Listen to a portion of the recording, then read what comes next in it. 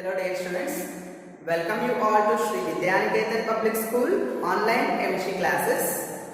Today we are going to discuss about chemical bonding. So in last classes we were discussing about the reactivity series and electron dot structure.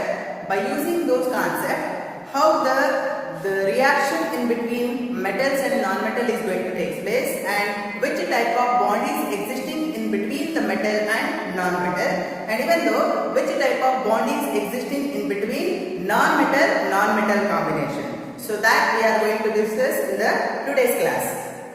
When you come with the chemical bonding, just you can go with the definition. The force of attraction in between the atoms or ions or molecules to form stable compound in nature. The force of attraction between atoms or ions or molecules just to become stable in nature. So this process we are calling it as chemical bonding.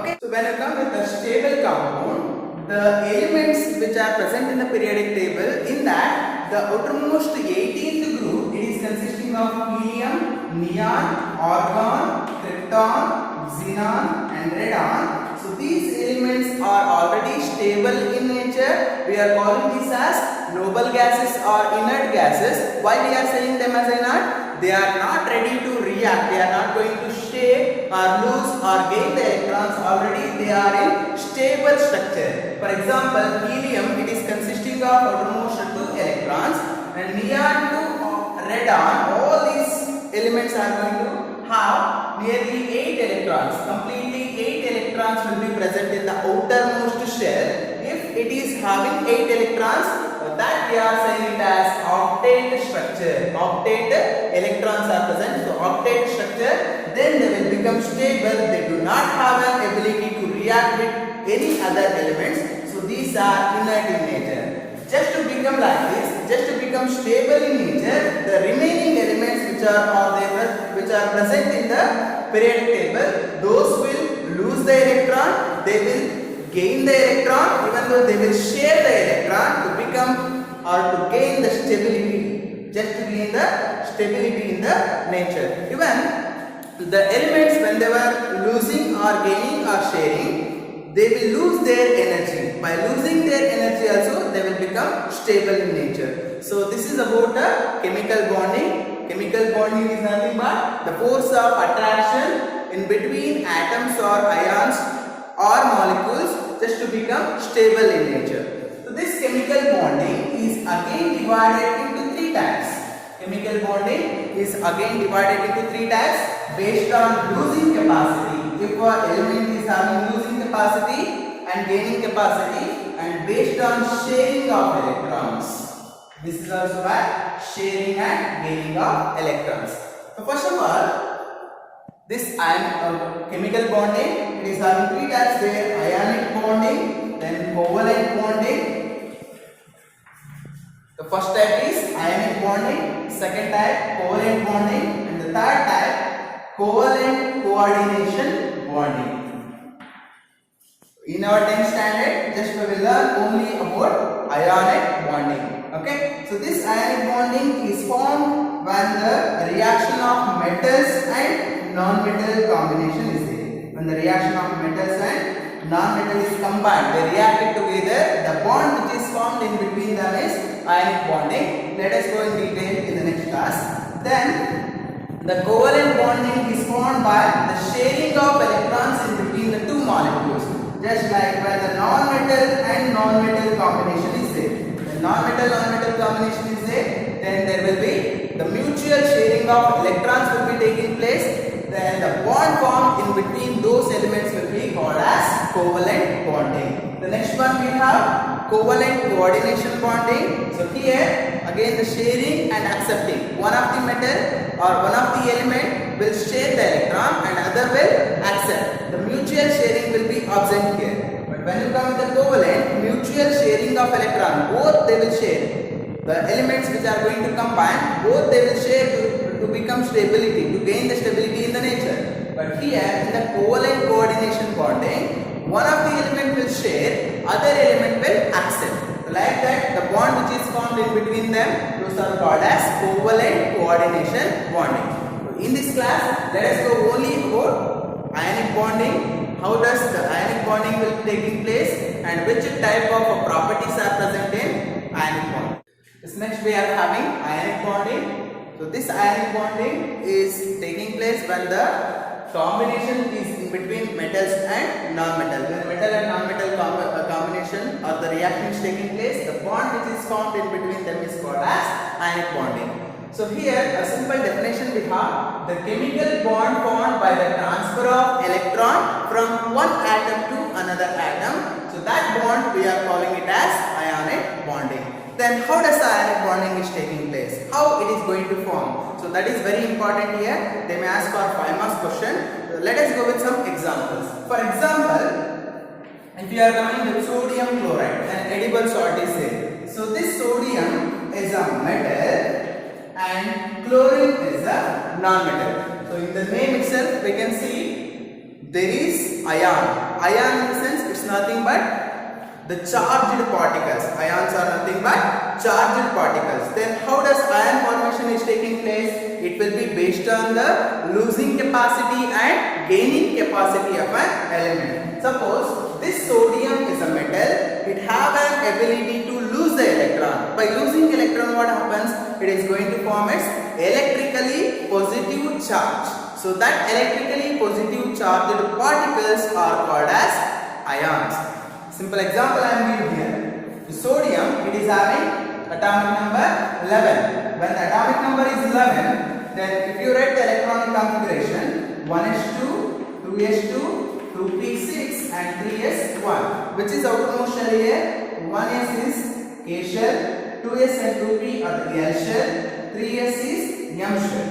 Outermost shell is M shell and it is consisting of 1 electron. So this 1 electron can be loosed. Okay, it can be given easily by losing. The outermost shell will become L shell. 2s and 2p it is consisting of 8 electrons. If outermost shell is consisting of 8 electrons, then this sodium will gain neon structure, so it will become stable in nature. Due to that, the sodium will donate 1 electron. It will loses 1 electron and it is going to form a charge called Na plus. 1 electron is losing, so it is plus 1. If a positive charge is there, then that type of ions we are calling them as cations.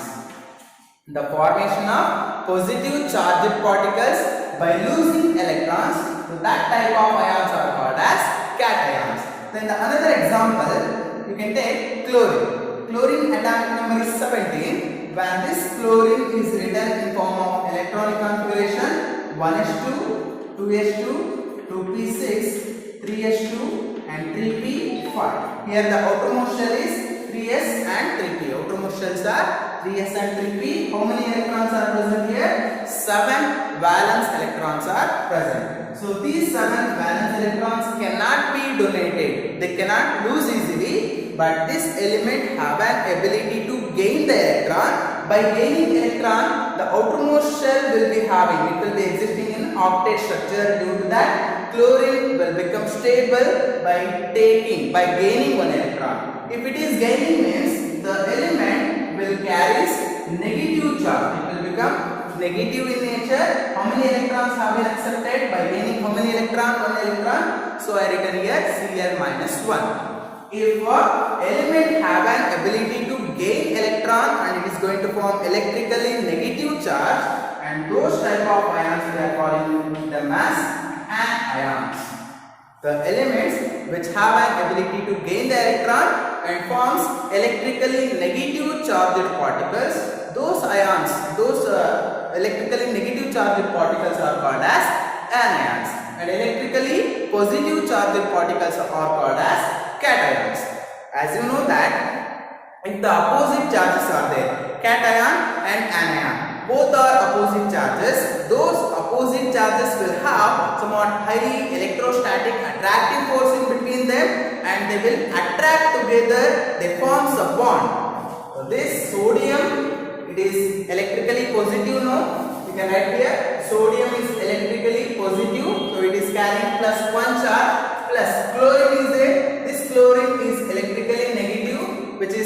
-1, both are having opposite charges, positive and negative. They will have attractive forces in between them and they form a stable compound called as NaCl. It is going to form a compound called NaCl, which is called as sodium chloride.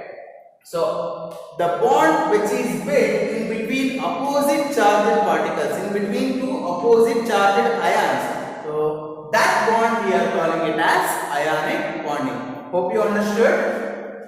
When the electrons are loosened, okay, the element which have an ability to lose electron, by losing it forms positive charged particle and those are called as cations.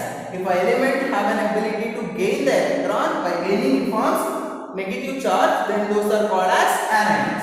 Oppositely charged particles will have attractive forces in between them, just they will attract together and they build a bond. That bond is called as ionic bond. Students, let us go with some examples to understand about ionic bonding. So here the example I am taking the formation of magnesium oxide, MgO. So first of all, just you take the magnesium and write its electronic configuration. Is atomic number of magnesium is 12. If you are going to write the electronic configuration, it is 1s2, 2s2, 2p6 and 3s2. So which is outermost shell here? The 3s2 is the outermost shell. How many electrons are present? 2 electrons are present.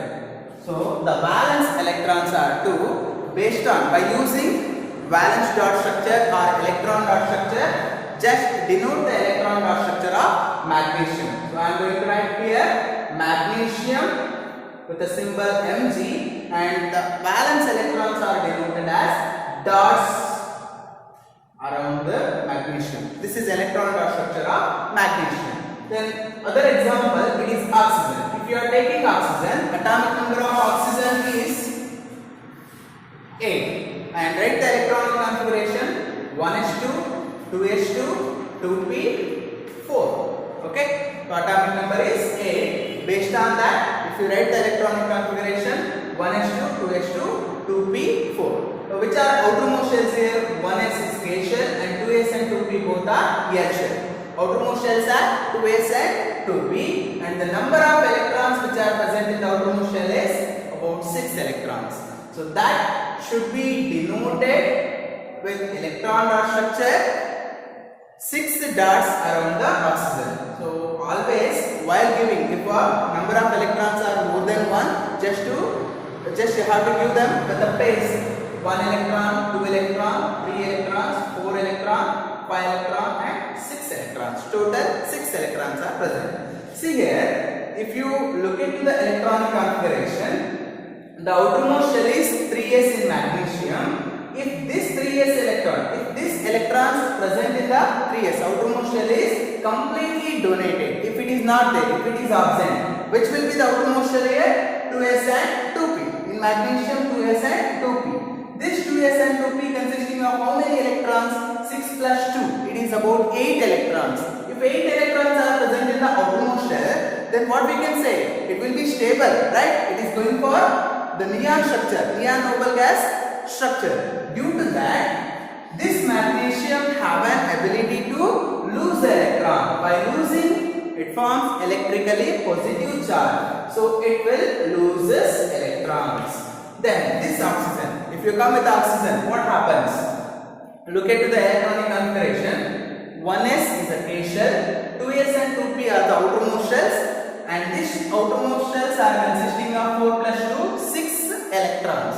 Due to that, oxygen do not have an ability to donate, but it have an ability to share or accept the electron. So here, if 2 electrons are accepted, if 2 electrons are taken to the outermost shell, initially 6 electrons are present. If 2 is taken, if 2 electrons are gained, total outermost shell will be having 8 electrons. Due to that, oxygen have an ability to gain the electron, gain 2 electrons. By gaining 2 electrons, it will become stable in nature. So how it happens? Look into Lewis dot structure. So this is your electron dot or Lewis dot structure, which we have discussed already in the earlier classes. this magnesium will loses 2 electrons. So that losing should be given with arrow mark.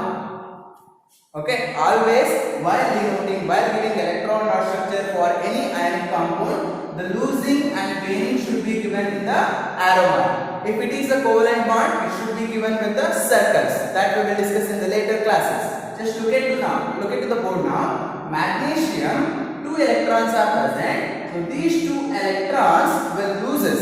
By losing, this magnesium will form electrically positive charge. Electrically positive charge. And how many electrons it have been losing?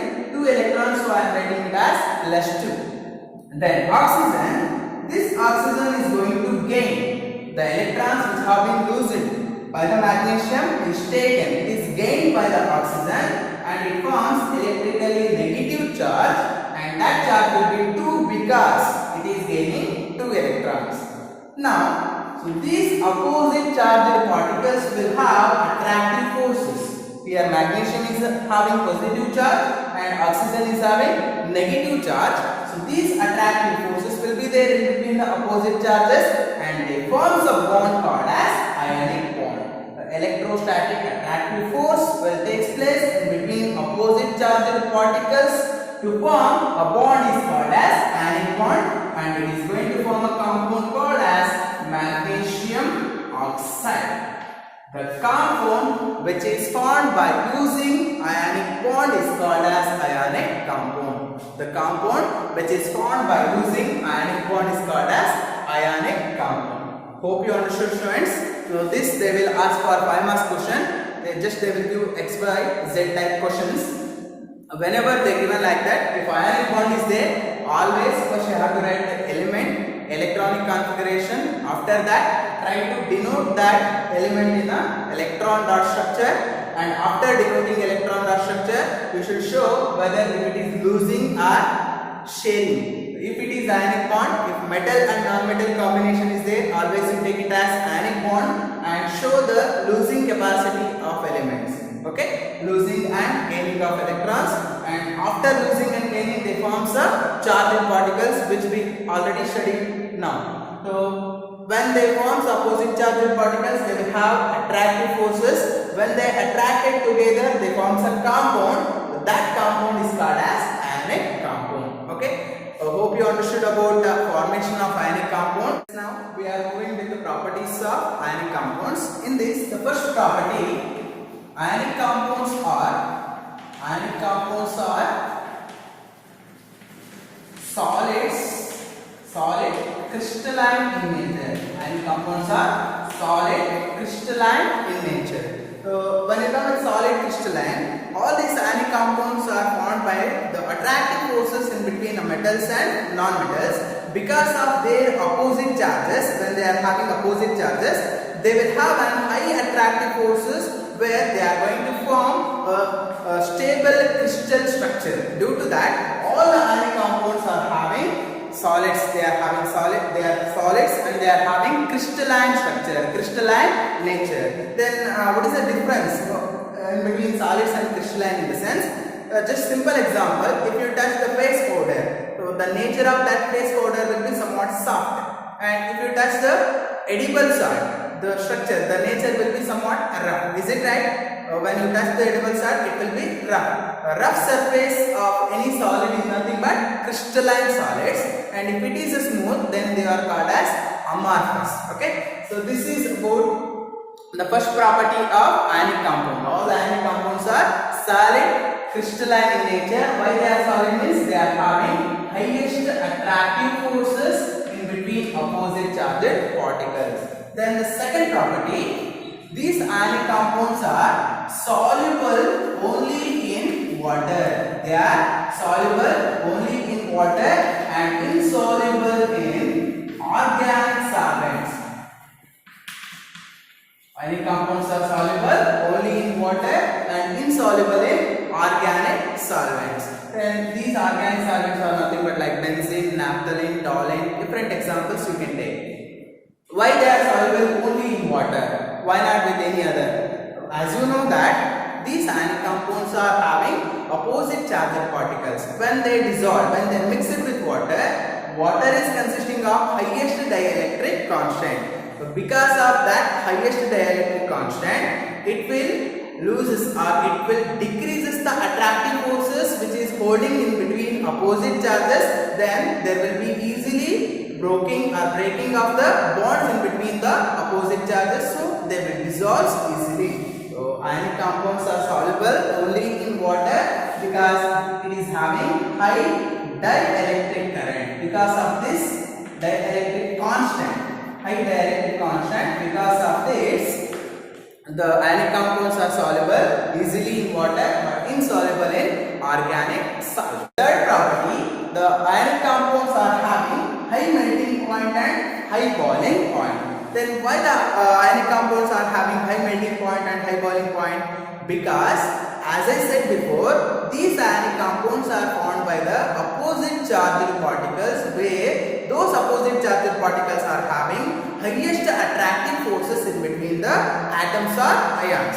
To break that highest attractive force, we need large supply of heat energy. Due to that, these ionic compounds are having high melting point and high boiling point. Next, the fourth property, these ionic compounds are good conductors.